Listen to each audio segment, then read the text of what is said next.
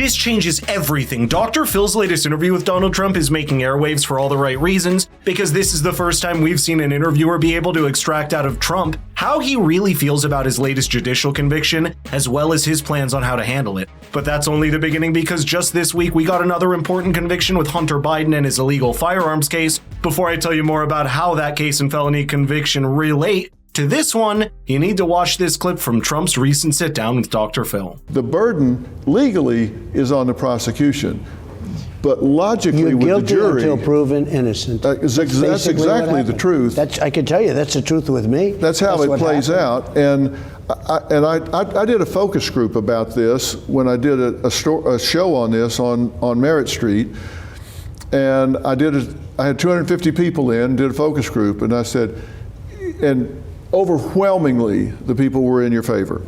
But I found those that had questions, and I said, what is your question? They said, where there's smoke, there's fire. Yeah. I didn't hear the other part of it. I'm sitting here, and you've asked me indirectly a couple of questions.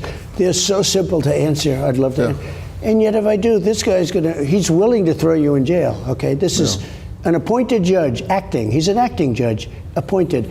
And he's willing to throw you, and he's so conflicted.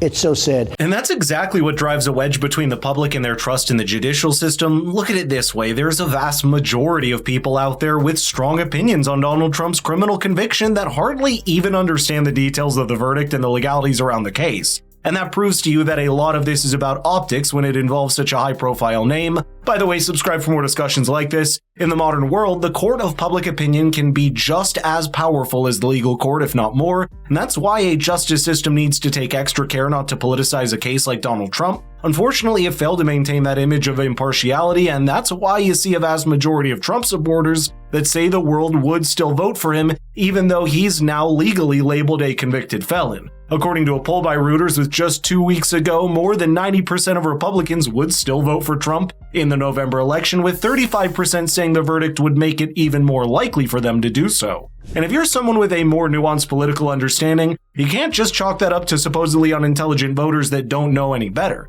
because you need to feel the pulse of their beliefs and emotions, and when over half of Americans reported disapproval with the Supreme Court's conduct, it's a sign that something is wrong and it needs to be fixed. Dr. Phil himself was confronted with this challenge not long ago during an airing of his show after Donald Trump's conviction. The question was simple: is the label of a convicted felon enough to stop you from voting for a presidential candidate? I still have a problem with voting for somebody for president that is a convicted felon. And I don't know how to overcome that. That is what? That is a convicted felon. Yeah. That's trouble for me. I don't think that somebody in that capacity should be allowed to run for president, but the rules are the rules. Well, that's right. And in fact, that goes to our first question on the poll. Let's look at that. The first question was asked, I would vote for a convicted felon for president of the United States. 91% say yes. And then Keith and a few stragglers say no.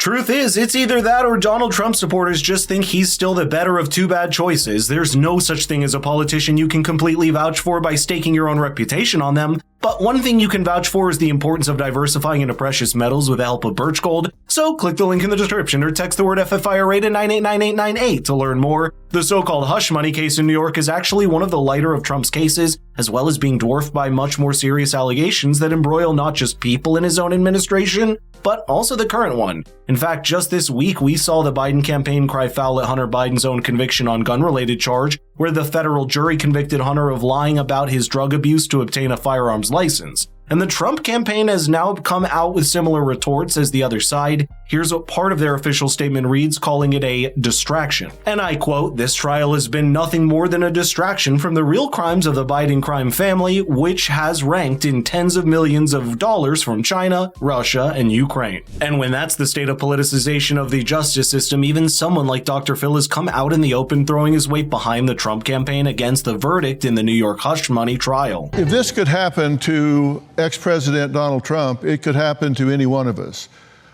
I believe that this is a travesty of justice. I believe it was unfair to Donald Trump and an abuse of our legal system with damaging consequences. And this is not about Donald Trump. This is about abuse of process. This is about due process. And this opens a Pandora's box of extreme proportion. Dr. Phil has become more overtly political now than he's probably ever been, and that's making him realize that the fears, emotions, and hopes of people that he talks about in their personal lives map very well to the political landscape, and ultimately it's those emotions that drive politics. It's feelings and perceptions that can change the course of politics over time, and that's what makes it so important for state institutions to portray the right image. Those are institutions that stand far above any political party or candidate, and they cannot function without the public's bipartisan trust. But watch Dr. Phil bring up some interesting statistics that give a bird's eye view of the last two economies at large, giving you a window into the financial woes of people that are also influencing their voting patterns. The hardest part for me is probably my family, because it's very unfair to my family. I have a very good wife. She reads this crap. I have great kids. You know what amazed me? I gave up my salary. I didn't take salary. And it's $450,000, approximately $450,000 a year. So, it's still money. It's a couple of $1 million. I never had a good story saying I did. I'm not looking for a story. What surprised me is there was a couple of stories. Who else did it? Nobody. Everybody took. I figured maybe Kennedy, it's a pretty rich family. I figured the only one that may have done it was George Washington. George Washington was a very wealthy landowner. Getting all of the different things that go to quality of life. And when we look at that, it's not even a close call. That's right. So why are people so energized against President Donald J. Trump? Well, I think it's, to a certain extent, it's habit. Not necessarily against me. I think Democrats vote out of habit. Obviously, there's a lot that has happened in the world since then, and there's new external variables like the global conflicts and disrupted supply chains, but it still goes back to the power of perception. You win in democracy by getting the most number of people on your side, and building the right perception is always a much faster way to do it than rationalizing every last point to every last person. Tell me some ways you think perception can be a powerful tool in politics. Donald Trump has played the game of perception really well for his base, resulting in people still unwilling to give up their vote for Trump, despite the recent conviction. I wanted he be here because I think somebody has to stand up and say, this is invalid. You can't do this kind of law. This destroys American jurisprudence. I think he's going to make America great again. I'm still voting for Donald Trump. I think this whole thing has been a mockery. I'm embarrassed for our country. The message is it's going to backfire on the Democrats. It's going to backfire on Sleepy Joe. It's going to backfire on Albert Bragg, and Trump is going to win.